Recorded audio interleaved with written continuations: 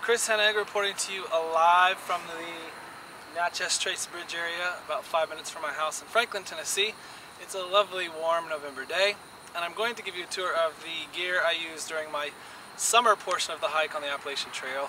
After trail days, I switched out to a lot of lightweight summer gear, so come on along, let's take a look at what I used.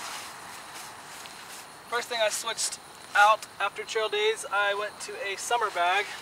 I used the Big Agnes Lost Dog, which is rated for 50 degrees. And I also used the Big Agnes Clearview pad. The pad is 17 ounces and the bag is about 22, so this was super lightweight and it was perfect for the warmer months of hiking. The next thing I switched out to was a different bag.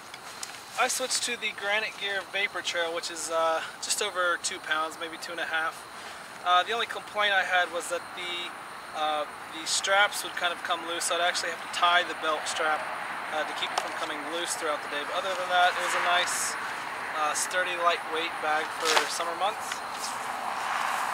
Another thing I switched to, I started with a Hubba Hubba 2-person tent, which was completely unnecessary.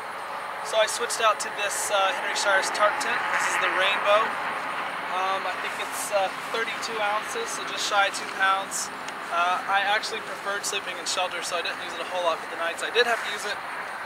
Rainbow worked great. And of course a piece of Tyvek for a ground cloth. And then some of the clothes I switched out to. I actually ended up buying a rain hat. I preferred the rain hat to just wearing a hood. I think this gives better visibility while you're hiking and you didn't have to keep your head down, so I switched to a rain hat.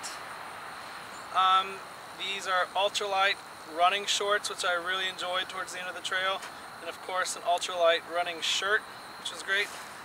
I had the same 4 pair of Smartwool PhD socks almost the entire trip, and they lasted really well, but towards the end I needed to replace them, so I actually switched over to Darn Tough, and they worked quite well.